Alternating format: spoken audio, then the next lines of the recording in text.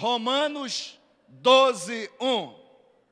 Apóstolo Paulo, ele diz: rogo-vos, pois, irmãos, pelas misericórdias de Deus, que apresenteis vossos corpos por sacrifício santo, vivo e agradável ao Senhor, que é o vosso culto racional. Quem pode dizer amém pela palavra?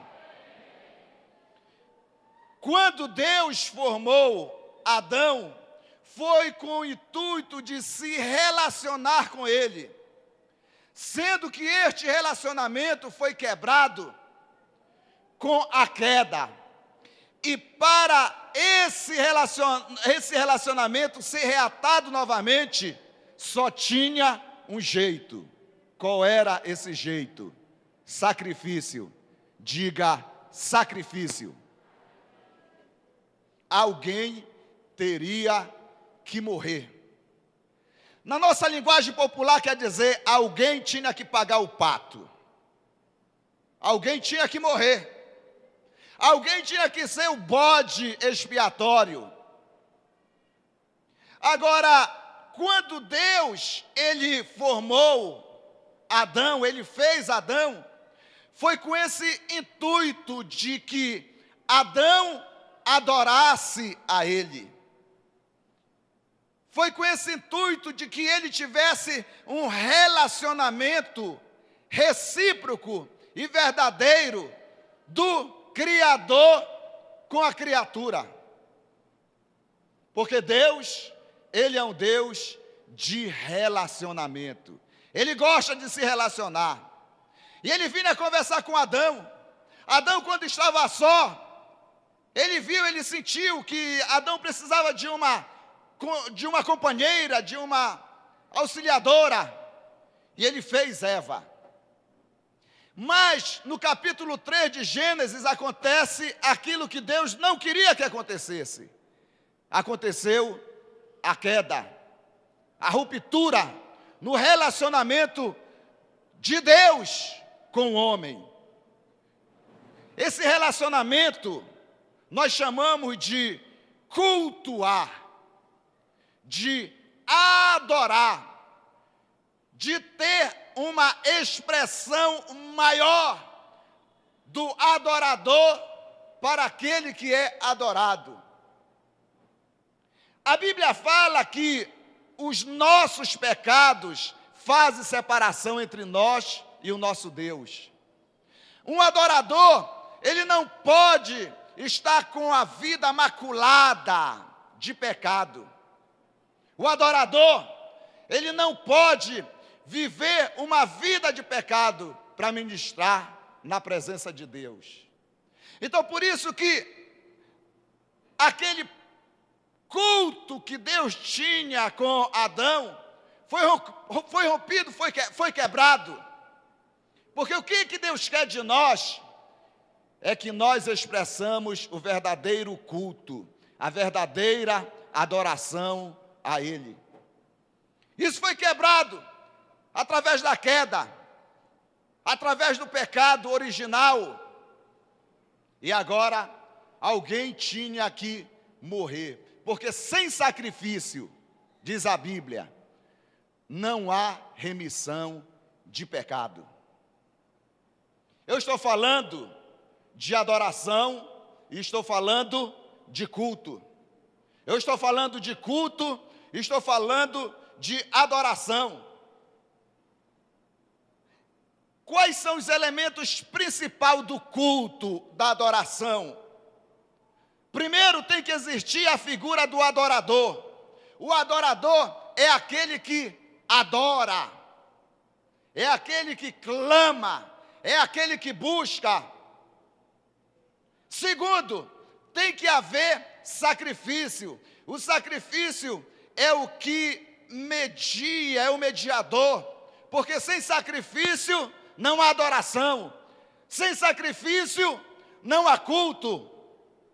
E o terceiro elemento é o adorado, o ser supremo, é aquele que recebe a adoração, o objeto de toda a adoração.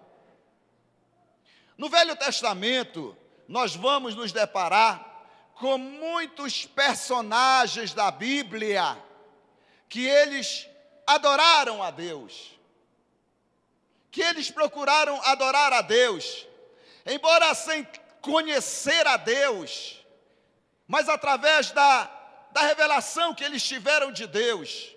Eles sabiam que existia um ser supremo, um ser bendito, que precisava ser adorado. Isso aconteceu com os patriarcas. E aqui eu quero citar um trecho clássico da Bíblia, de Gênesis capítulo 22, que é o sacrifício de Abraão. Lá nesse capítulo, Deus coloca Abraão à prova, porque o Senhor convidou Abraão para que ele fosse adorar a Ele, para que ele fosse cultuar ao Senhor. E o Senhor disse a Abraão: pega o teu filho, o teu único filho, a Isaque, e leva para um monte que eu te mostrarei. E Abraão, ele não duvidou no seu coração de que aquela era a voz de Deus, porque uma atitude marcante na vida de um adorador é a obediência. O adorador, ele aprende a obedecer. Abraão, ele poderia questionar e dizer: mas Senhor, calma aí, o Senhor pode pedir qualquer coisa de mim, menos Isaque, o filho que eu e minha esposa esperamos, o filho da promessa. E como acontecerá, como será a minha posteridade, se o Senhor está pedindo o meu filho Isaque por sacrifício? Mas Abraão decidiu simplesmente o quê? A obedecer. A obedecer. Quantos são adoradores aqui? Levanta a mão. E quantos obedecem ao Senhor? Diga glória a Deus. Se Deus pedir uma prova de você, que nem Ele fez com Abraão, você está disposto a dizer: Senhor, eu estou disposto a sacrificar, eu estou disposto em te adorar, eu estou disposto a prestar um culto de adoração a ti, Senhor. Então, jornada de 3 dias, Abraão pegou seu filho, pegou a faca, o cutelo, pegou a lenha, colocou os animais, pegou alguns de seus servos e saíram. Até ao 3º dia, Abraão avistar um monte do sacrifício, um monte da adoração, um monte em que ele iria prestar culto ao Senhor. E ali ele deixou os animais, ali ele deixou os seus servos, e agora ele pega a lenha, o cutelo, e o menino vendo, o menino não era bobo, ele sabia o que eles iriam fazer. Eles iriam adorar o Senhor. Ele sabia, porque seu pai tinha ensinado para ele que a adoração tinha que haver sacrifício, tinha que acontecer a morte de algum animal. E ele pergunta para o pai: pai, olha, está eu, o Senhor, aqui está a lenha, aqui está o cutelo, mas cadê o animal? Cadê o cordeiro para o sacrifício? E a resposta de Abraão foi a seguinte: Deus proverá para si, meu filho, o cordeiro, o animal para o sacrifício. Levanta a mão se você quer receber algo de Deus agora. Eu quero dizer para você, não importa qual seja a sua prova. Eu quero dizer para você, não importa qual seja a sua luta. Está grande, não está suportando, mas no final é vitória, porque você aprendeu a adorar ao Senhor. Não importa as circunstâncias, não importa aquilo que você esteja passando, mas adora, adora, adora, adora. E Ele vai prover livramento, e Ele vai prover o melhor para a sua vida.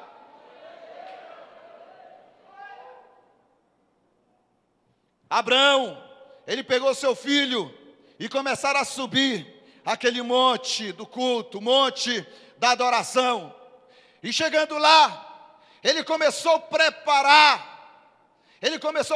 o altar, porque a vida de Abraão, quando ele ouviu em Gênesis 12 o chamado do Senhor: Abraão, sai da tua terra e da tua parentela e vai para uma terra que eu te mostrarei. Abraão, em ti serão benditas todas as famílias da terra. Abraão, sê tu uma bênção. Desde o dia que ele aceitou o convite de servir ao Senhor, a vida de Abraão era armar e desarmar tendas, porque ele saiu peregrinando rumo àquilo que Deus queria para ele, rumo à promessa de Deus. Ele armava e desmontava tendas, armava e desmontava a tenda e caminhava. E segunda coisa que Abraão fazia, todo lugar que ele passava, ele erigia um altar ao Senhor. O adorador, ele está sempre levantando um altar ao Senhor. Abraão foi subindo, chegou lá, ele preparou o altar, porque a vida do adorador é uma vida de altar. Ele preparou aquele altar e agora ele lançou mão de seu filho. E seu filho sabia que o seu pai ia oferecer ele como sacrifício. Ele amarra em cima do altar a Isaque, seu filho, seu único filho, filho da promessa. E quando ele está prestes a imolar, a sacrificar seu filho ao Senhor, rasga uma voz dos céus e diz: Abraão, Abraão, não intentas nada contra o teu filho, contra o menino, porque eu sei que tu me amas, Abraão, eu sei que tu me obedeces, Abraão. E Abraão olhou e viu no arbusto, no emaranhado, um animalzinho, um cordeiro substituto para colocar no lugar de seu filho. O que me chama também a atenção, queridos, eu estou falando de quê? De adoração e de culto. Sempre no Velho Testamento nós vamos ver pessoas adorando a Deus. Eu estou te mostrando o trecho clássico da Bíblia, de Gênesis capítulo 22. Também no Novo Testamento não é diferente. E vou pegar também um outro trecho clássico da Bíblia, que fala da Santa Ceia de Mateus 26 a 30. Aliás, todos os evangelhos, em todos fala da Santa Ceia. E naquela última semana de Jesus aqui na terra, ele foi para Jerusalém, naquela semana da Páscoa. Ele pede para que seus discípulos vá adiante e aluguem um local chamado cenáculo, e ali eles preparassem a ceia. A ceia é um lugar de culto, de adoração a Deus. E como era costume de cada família, era matar um cordeiro pascal, um cordeiro puro, sem mácula, sem defeito. E eles ao sentar ao redor da mesa e comer aquele cordeiro. E foi exatamente isso que Jesus fez ali na Santa Ceia, juntamente com seus discípulos. Eu estou falando de quê? De adoração e de culto. Adoração no Velho Testamento. Muitos homens, muitos personagens da Bíblia foram adorar o Senhor. No Novo Testamento, tem essa outra palavra, surge essa outra palavra de culto. O que é o culto? O culto é o lugar onde as expectativas se encontram. Quantos têm expectativas com relação a Deus? Levanta a mão e diga glória a Deus. Mas deixa eu falar algo para você. Deus tem expectativas com relação a você.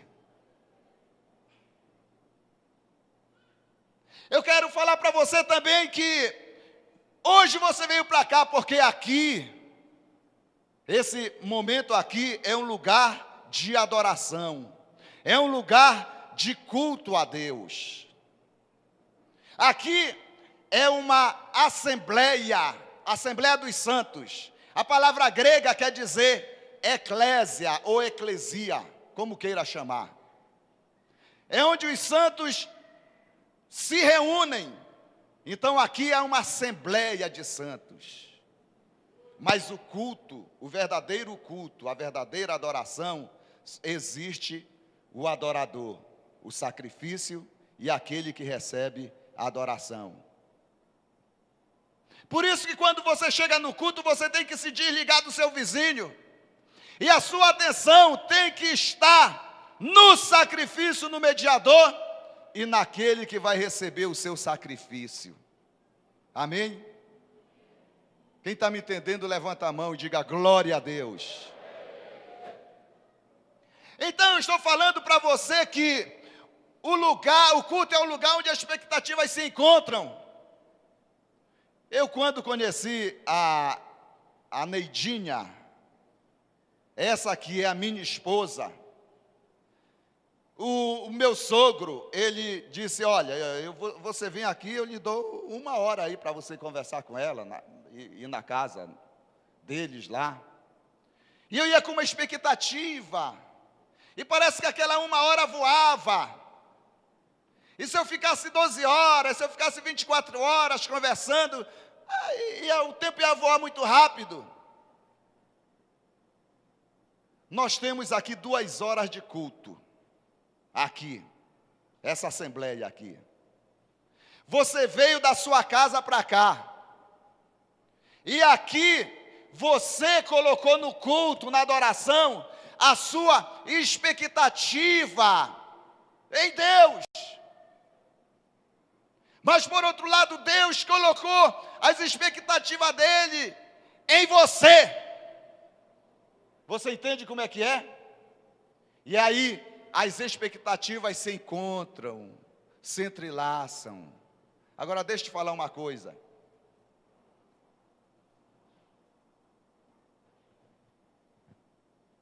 O culto, a adoração ao Senhor, é isso que eu estou te dizendo. Alguém pode dizer, mas tem o culto da corrente, o culto dos empresários, o culto das mulheres, o culto dos homens.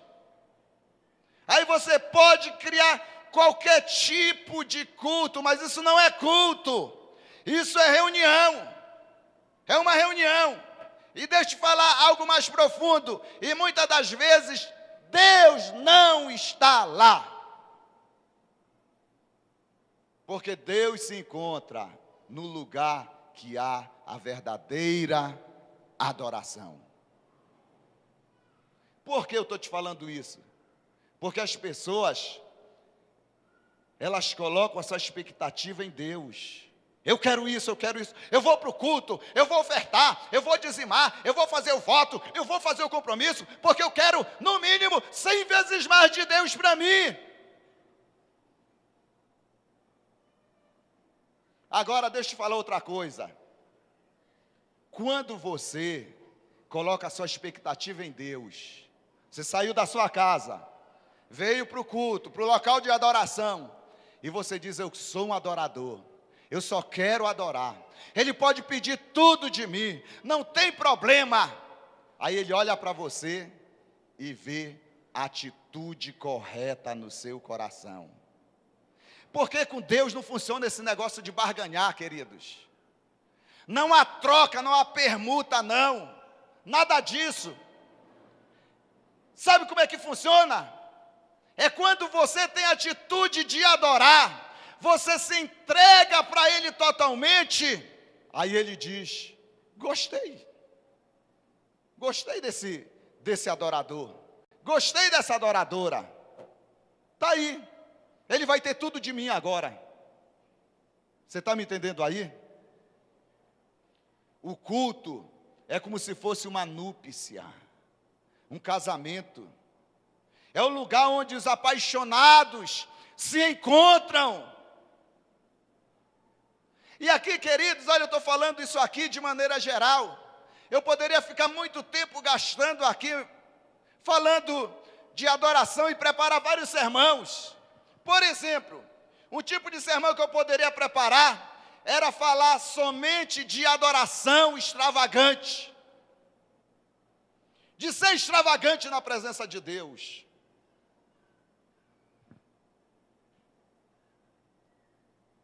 Porque Deus gosta de adoradores extravagantes.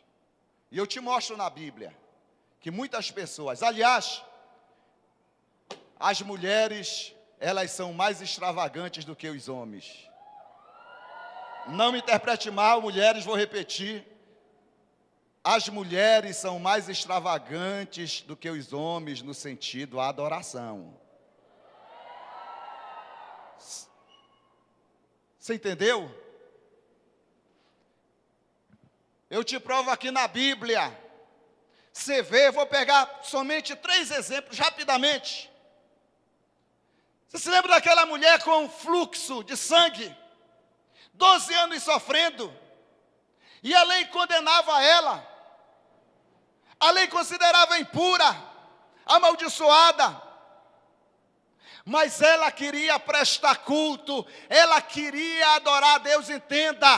Ela estava sofrendo. Ela poderia muito bem ficar na casa dela e dizer mesmo assim, imagine eu mostrar a minha vergonha, imagine ir para o meio das pessoas. Queridos, aquela mulher, ela foi prestar adoração ao Senhor. E ela disse, quando ela chegou lá, ela viu aquela multidão, e ela disse, mas pelo menos se eu tocar nas vestes dele. E aquela mulher, eu creio que ela saiu rastejando pelo meio da multidão, empurra aqui, alguém pisava nela, e ela foi até esticar as mãos, e tocar nas bordas das vestes de Jesus, e ela ficou curada, e Jesus disse, saiu virtude, saiu poder de mim. Mas ela recebeu, porque ela teve atitude de adoradora. Quer outro exemplo da Bíblia, do Novo Testamento? Então lá vai. Aquela mulher Cirofenícia, aquela mulher que não vivia debaixo das promessas porque ela era estrangeira. Ela ficou sabendo que Jesus iria passar pelas redondezas. E ela estava com uma filha possessa, totalmente demoninhada. E ela foi primeiramente com uma atitude de adoradora. E até Jesus desprezando ela. E ela disse mesmo assim, Jesus, olha, os cachorrinhos comem das sobras, dos restos, das migalhas. E Jesus se voltando, Jesus nunca viu uma fé que nem daquela mulher. Eu quero te dizer uma coisa, o adorador, ele tem uma fé diferente. A fé do adorador é totalmente diferente. E por último, aquela mulher que pegou todo o seu dinheiro, a sua economia, e comprou um vaso de perfume de nardo puro. E ela entrou na casa onde Jesus estava reunido, na casa de um fariseu, e ela derramou aquele pote aos pés de Jesus, e chorando, ela começou a enxugar, a lavar com seus cabelos os pés de Jesus. E aquele fariseu dizendo, olha, imagine só, se ele soubesse que ela é a prostituta mais famosa da cidade. E Jesus, sabendo o intento do coração daquele fariseu religioso, ele disse, eu cheguei aqui na sua casa e você não me ofereceu nem água para lavar as minhas mãos. E você discrimina, repreende a atitude dessa mulher.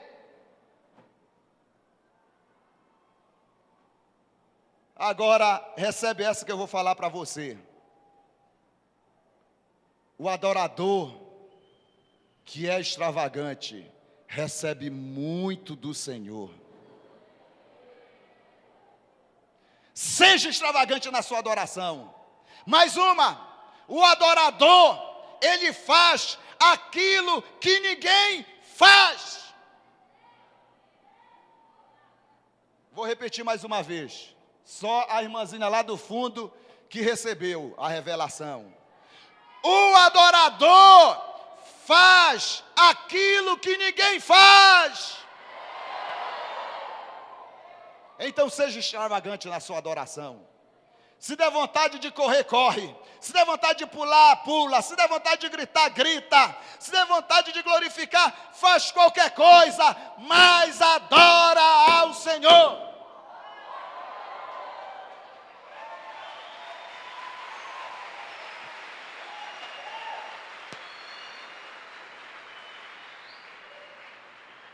O culto, a adoração, é o lugar onde de relacionamento onde a semente é gerada. E qual é a semente? A palavra. Qual é a semente? A palavra de Deus. Sabe por que a semente? Porque essa palavra se materializa na sua vida, na vida daquele que é um adorador. Se materializou na vida do adorador Abraão. Deus providenciou um substituto. Se materializou na vida daquela mulher com fluxo de sangue. Ela foi totalmente curada. Se materializou na vida daquela mulher cirofenícia. A filha dela recebeu a cura lá na casa dela. Se materializou também na vida daquela prostituta. E também há de se materializar na sua vida, adorador, adoradora do Senhor. Eu estou falando de quê? De adoração, e estou falando de culto. Essa palavra culto, ela tem uma origem no latim. O Velho Testamento foi escrito no hebraico. O Novo Testamento foi escrito no grego. E alguma outra pequena porção no aramaico. O latim era a linguagem do Império Romano, a linguagem que predominava na época de Jesus, do Império Romano. Então, a origem dessa palavra culto, ela vem do latim, que quer dizer cultus. Por que cultus? Porque nessa palavra cultus estão ligadas mais duas palavras. Que a primeira palavra é cultura. E o que quer dizer cultura no nosso dicionário? Cultura são as tradições e costumes de um povo. Quantos aqui são filhos de Deus? Aleluia. Quantos foram lavados, redimidos, comprados pelo sangue precioso do Senhor Jesus? Levanta a mão e dê glória a Deus. Quantos servem a Deus aqui? Aí eu pergunto para você, qual é o seu costume? Qual é a sua cultura? Qual é a sua tradição? Sabe qual era o costume, a cultura de Abraão? Era adorar a Deus. Você sabe qual era a cultura, o costume, a tradição do povo israelita? Eles aprenderam a oferecer culto de adoração ao Senhor. E nós? Qual é a nossa cultura? Diga, é adorar a Deus. Cultos. Ela está ligada a duas palavras. A primeira é cultura. A segunda é cultuar. Cultuar. E o que quer dizer essa palavra cultuar? Adoração, veneração, que se atributa a Deus.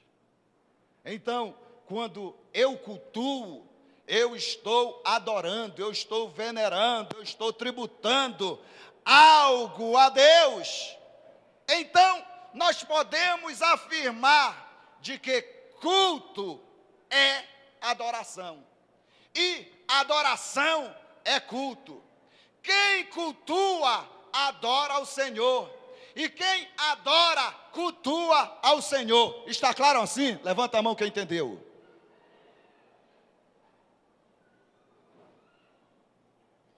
Agora, adoração já que tem tanto no Novo e no Velho Testamento, no Velho e no Novo Testamento, adoração em hebraico significa ajoelhar-se, dobrar-se diante dele, encurvar-se, prostrar-se diante dele. No grego significa beijar a sua mão ou beijar a sua face.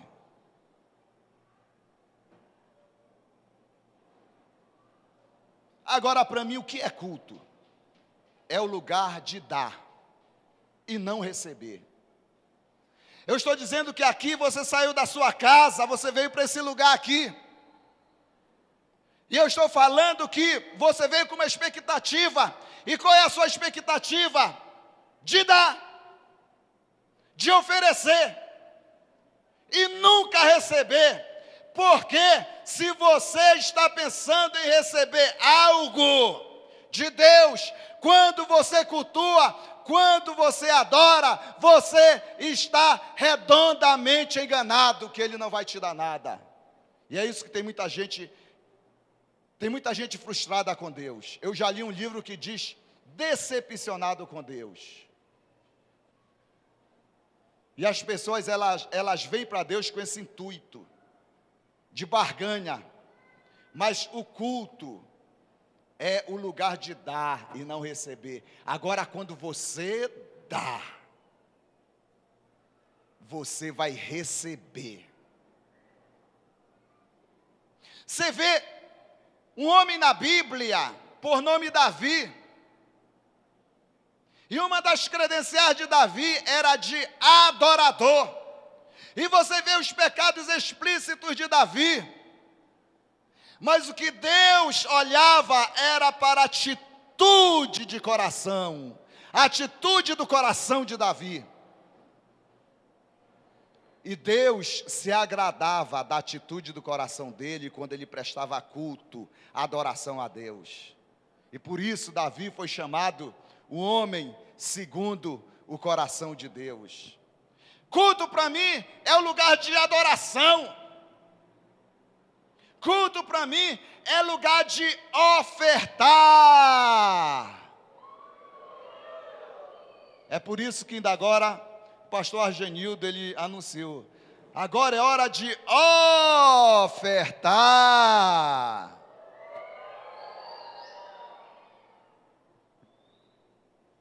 Porque é o lugar de ofertar.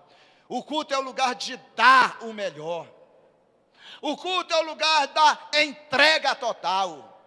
Sem reserva, sem medida, tudo para Ele. Na época de Jesus, existia 3 locais de adoração. Primeiro, o templo de Herodes. Esse templo foi construído por Herodes o Grande. Aliás, nem foi totalmente concluído. Porque esse homem, ele era um impostor no trono de Israel, e ele queria a simpatia dos judeus, e ele sabia muito bem aquilo que o judeu tinha de mais precioso, era a sua adoração a Deus. Eu pergunto para você nessa noite, o que você tem mais de precioso para oferecer ao Senhor? Alguém pode me responder aí? Fala alto aí, irmão. Adoração, lá recebeu uma de Deus. Adoração, meu irmão. Você é um adorador. Queridos, eu estou falando para você ser extravagante, querido. Ou então você não está entendendo nada daquilo que eu estou falando. Então esse homem, ele construiu o templo, ele não terminou. E lá naquele templo, fluía muitas pessoas. O segundo lugar de adoração na época de Jesus era a sinagoga. Você se lembra quando Jesus, ele entrou na sinagoga, ele pegou o livro do profeta Isaías e ele disse: o Espírito do Senhor está sobre mim, pelo que me ungiu. Quantos são ungidos, escolhidos do Senhor aqui? Eu quero profetizar na sua vida, levanta a mão. O Espírito do Senhor está sobre você, porque o Espírito do Senhor habita dentro do verdadeiro adorador.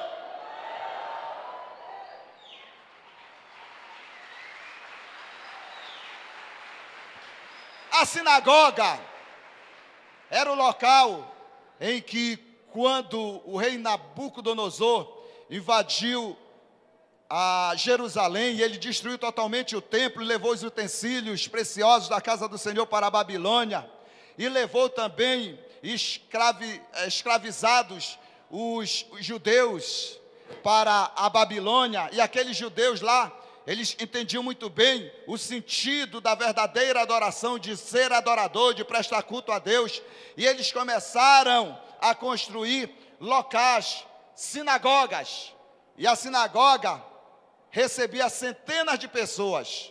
E o que se fazia lá nesse lugar?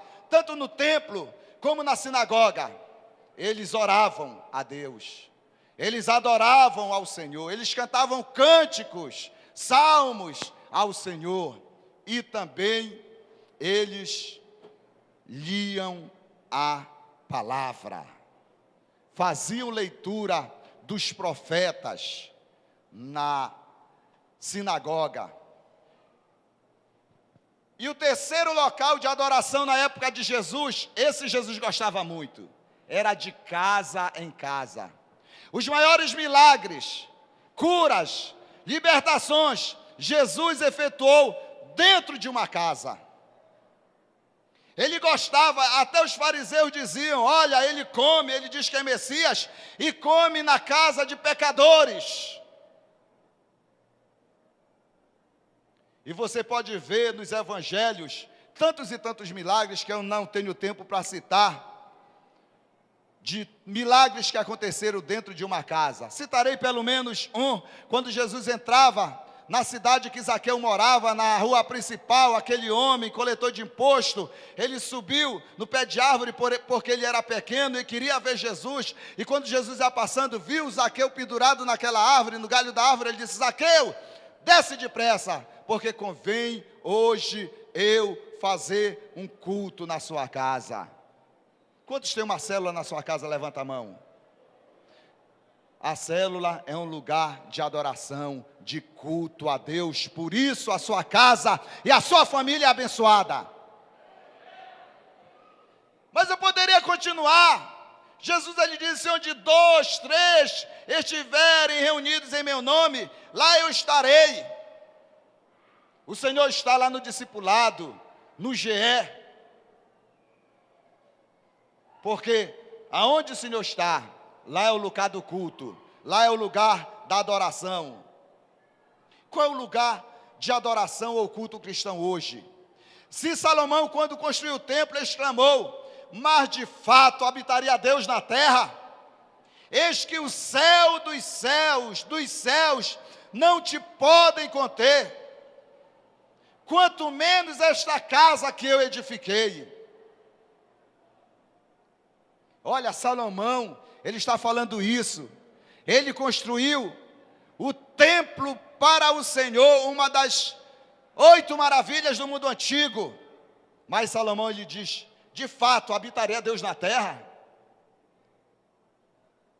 Eis que os céus dos céus, não podem conter, não podem suportar a glória, a presença do Senhor, quanto menos esse templo, essa casa que eu edifiquei. Já o apóstolo Paulo, ele fala aos atenienses: o Deus que fez o mundo e tudo o que nele existe, sendo ele Senhor do céu e da terra, não habitará em santuários feitos por mãos humanas.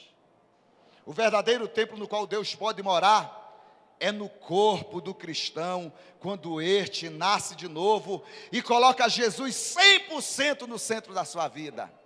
Eu me lembro quando eu era novo convertido, o meu pai espiritual, chamado Timóteo Uber, ele dando uma classe para os novos convertidos, ele falou a seguinte frase, ele disse: ou você serve a Deus 100%, ou se for 99,99%, não vale, não adianta. Nós temos que colocar Jesus no centro da nossa vida. Isso quer dizer Cristo no centro, cristocêntrico. você se submetendo à vontade dele, deixando ele fazer por você, e aí você descobre o sentido do verdadeiro adorador. 1 Coríntios 6,19, acaso não sabeis que o vosso corpo é santuário do Espírito Santo que está em vós, e contendes da parte de Deus, que não sois de vós mesmos? Efésios 2,22, no qual também vós juntamente estáis sendo edificados para a habitação de Deus no Espírito. 1 Coríntios 3,16 a 17, ou não sabeis que o homem que se une à prostituta forma uma só carne, um só corpo com ela? Porque, como se diz, serão dois uma só carne, mas aquele que se une ao Senhor é um espírito com ele. Querido, querida, este é o lugar do culto indicado por Jesus, a mulher samaritana. Jesus, ele disse para aquela mulher samaritana, aliás, também um dos trechos clássicos da Bíblia, que eu sei que você conhece, e lá estava em discussão qual era o lugar da adoração. Aquela mulher samaritana, ela disse, nossos pais adoraram neste monte, se referindo a um monte lá de Samaria, por nome Gerizim. Por quê? Porque na época dos primeiros reis, eles dividiram a nação de Israel. A parte norte saiu com 10 tribos, e a parte sul ficou somente com 2 tribos. E aí virou uma questão política, a adoração. Porque o rei do norte, ele apontou para o monte lá de Samaria, o monte de Gerizim, dizendo, este é o monte da verdadeira adoração. Ao passo de que o rei do sul, ele disse, não, o local da verdadeira adoração é o Monte Sião, aqui em Jerusalém. E essa mulher, depois de muitos e muitos séculos, ela está interpelando Jesus, dizendo, nossos pais adoraram neste monte, no monte de Samaria, o Monte Gerizim.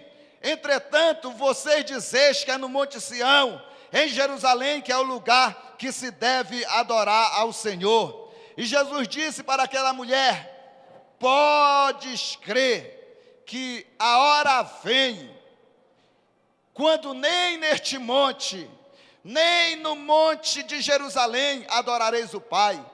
Vós adorais que não conheceis, nós adoramos que conhecemos, porque a salvação vem dos judeus. Mas vem a hora, e Jesus disse, a hora já chegou, em que os verdadeiros adoradores adorarão o Pai em espírito e em verdade, porque são estes que o Pai procura para seus adoradores.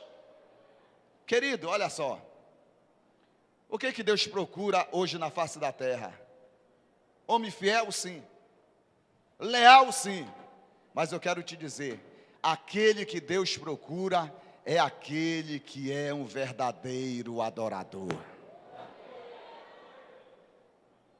É aquele que entende o sentido da verdadeira adoração. O que eu estou falando? Estou falando de culto, estou falando de adoração. Eu estou falando de adoração, estou falando de culto. Eu me arrisco em afirmar que o primeiro culto no Novo Testamento foi na concepção de Maria. O primeiro culto no Velho Testamento foi quando o Senhor fez Adão, soprou o fôlego de vida para que Adão pudesse se relacionar com ele. Porque adoração, queridos, é relacionamento. Adoração é conversar, é papear. Adoração é intimidade. Eu me arrisco também a afirmar de que a primeira adoração, o primeiro culto do Novo Testamento foi na concepção de Maria, mãe de Jesus, quando o Espírito Santo colocou a semente, Jesus, no ventre daquela moça virgem. Em Mateus 1:18 até o 23, Ora, o nascimento de Jesus foi assim, estando Maria, sua mãe, desposada com José, sem que tivesse antes coabitado, achou-se grávida pelo Espírito Santo, mas José, seu esposo, sendo justo e não querendo infamar, resolveu deixá-la secretamente. Enquanto ponderava essas coisas, eis que apareceu em sonho o anjo do Senhor, dizendo: José, filho de Davi, não temas receber Maria por tua mulher, porque o que nela está foi gerado pelo Espírito Santo. Ela dará luz a um filho e porás o nome de Jesus, porque ele salvará o seu povo dos pecados deles. Ora, tudo isso aconteceu para que se cumprisse o que fora dito pelo Senhor por intermédio do profeta: eis que a virgem conceberá e dará luz um filho, e esse será chamado pelo nome de Emanuel, que quer dizer Deus conosco. Quantos creem que o Deus Emanuel está aqui? Ele habita no meio dos adoradores. Ele está no meio dos adoradores. Eu estou falando que o Espírito Santo colocou a semente no ventre de Maria. Estou falando que o verdadeiro adorador, ele coloca Jesus no centro da vida dele. Querido, isso é uma revelação para você, você está entendendo? É Cristo no centro, é cristocêntrico. Agora sim, para fechar, voltando para o primeiro versículo que eu li, de Romanos 12, 1. Rogo-vos, pois, irmãos, pelas misericórdias do Senhor, que apresenteis vossos corpos por sacrifício vivo, santo e agradável a Deus, que é o vosso culto racional. Sempre que eu lia esse trecho, me chamava a atenção. O que Paulo ele quer dizer? O que ele está falando aí? Então, eu fui pesquisar. Apóstolo Paulo, ele diz que devemos o quê? Apresentar o nosso corpo por sacrifício vivo, santo e agradável a Deus, que é o nosso culto racional. Eu falei que o Novo Testamento foi escrito o quê? No grego, na linguagem grega. E eu quero pegar essas duas palavras, primeiramente culto, essa palavra aqui de Romanos 12, 1, e também racional, o culto racional que o apóstolo Paulo está falando. Primeiramente, culto. A palavra grega para culto é latreia, que quer dizer serviços sagrados. Latreia. Serviços sagrados. Agora, você que conhece um pouco da Bíblia, não é preciso entender muita coisa da Bíblia. No Velho Testamento, quem foi a tribo escolhida pelo Senhor para fazer os serviços sagrados do tabernáculo? De montar e desmontar a tenda, de levar nos ombros, de fazer o sacrifício, de estar fazendo todo o serviço sagrado no tabernáculo. Foi a tribo de Levi, os levitas. Eles que faziam os serviços sagrados no templo. Mas eu não estou falando do Velho Testamento. Eu estou falando do versículo do Novo Testamento, de Romanos 12, 1. Agora, a segunda palavra é a palavra racional. E a palavra grega, queridos, eu não quero ninguém se movimentando, tá? A não ser que se você não queira adorar a Deus, tá? Aí eu não posso fazer nada. A palavra racional é a palavra no grego lógicos, que significa lógico, raciocínio, ter um raciocínio lógico. E a raiz da palavra lógicos, no grego é logos. E o que quer dizer essa palavra logos? É a palavra escrita. No grego, logos é a palavra escrita. Eu estou falando para você que o culto é um lugar onde as suas expectativas, elas são supridas. É um lugar onde as suas expectativas, elas se entrelaçam, elas se encontram. Agora, o que eu quero te falar aqui é uma revelação que Deus me deu, de culto racional. Culto, no grego, aqui especificamente nesse versículo, quer dizer serviços sagrados. E racional é lógicos, raciocínio lógico, e a raiz etimológica dessa palavra é logos, que quer dizer palavra escrita. Queridos, você pode vir para o culto aqui, ou fazer culto em qualquer lugar, ou prestar culto, adoração a Deus em qualquer lugar. Agora, se você recebe a palavra escrita, isso que eu estou te falando, está aqui, escrita. Mas se você não pegar como uma rema para você, o que é rema? É a palavra revelada. A Bíblia é como um livro qualquer, logos, palavra escrita. Mas sabe por que faz sentido na nossa vida? Porque ela se torna rema, a palavra revelada de Deus. E aquilo que eu estou compartilhando com você nessa noite é uma palavra revelada, é aquilo que o Espírito Santo está me pedindo para falar com você. Então, pega essa rema e coloca em prática no seu dia a dia. Por quê? Culto racional, sabe o que é? Culto racional é você prestar serviços sagrados ao Senhor, toda hora, a todo instante, todo momento da sua vida. Não é só 2 horas que você tira aqui, não é só na sua célula, não é no seu tempo sozinho com Deus, mas é onde quer que você esteja, é o seu culto racional ao Senhor. Esse versículo mostra um fato importante no estudo da palavra. A nossa atitude não deve ser somente para o conhecimento da palavra, e sim a prática da palavra, a rema do Senhor. E a prática da palavra é serviço. Serviço, servo e servir. É a mesma raiz no grego e também no português. Serviço, servo e servir. 3 formas de servir. Primeiramente, servir para Deus. A minha atitude de adorador em relação a Deus. Para Ele eu dou a primazia. Não negocio minha adoração com ninguém. Em primeiro lugar para Ele. Sempre para Ele. Porque é o meu culto racional. Primeiramente para Ele. O meu serviço sagrado é para Ele. Segundo, servir, ser servo.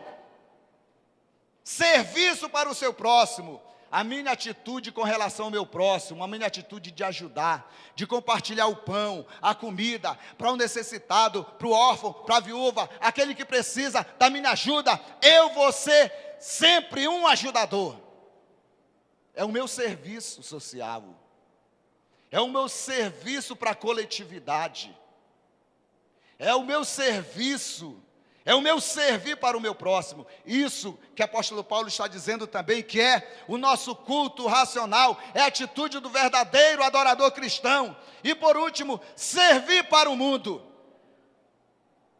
E o que é servir para o mundo? Através do meu testemunho, para conduzir outros a Cristo. Porque eu tenho que testemunhar, eu tenho que falar do amor de Deus. Uma certa vez, eu fui em uma comunidade, andando em um travessão, convidando pessoas para o filme Jesus, que ia acontecer lá no campo da comunidade. E tinha uma fazenda pequena, e eu tinha um senhor lá na casa, lá dentro, e eu dei um grito, ele, pode entrar, ele pediu para mim entrar, e ele, sabe, olhando meio desconfiado, sabe aquele olhar meio desconfiado, olhava para mim, e eu disse, eu quero lhe convidar, o senhor e sua família, para assistir um filme, o filme Jesus. E ele olhou para mim desconfiado e disse, você não é crente, não? Eu disse, sim, eu sou um crente, sou um seguidor de Jesus. E ele disse, prometi para mim mesmo, nunca receber um crente na minha vida. Nunca receber um crente na minha casa. E aí eu, com jeito, eu fui querendo saber por que ele não gostava de crente. E aí ele disse, a primeira vez que eu abri a porta da minha casa para receber alguém foi um crente. E ele andava com a Bíblia, ele orava, mas a primeira oportunidade que eu me distanciei, que eu saí da minha casa confiando meus bens, minhas coisas sobre ele, ele me roubou tudo.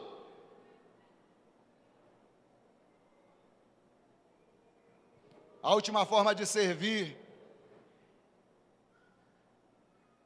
a atitude do adorador, de serviço, de servo, é servir para o mundo através do seu testemunho. Pergunto para você, como é que está o seu testemunho diante da coletividade?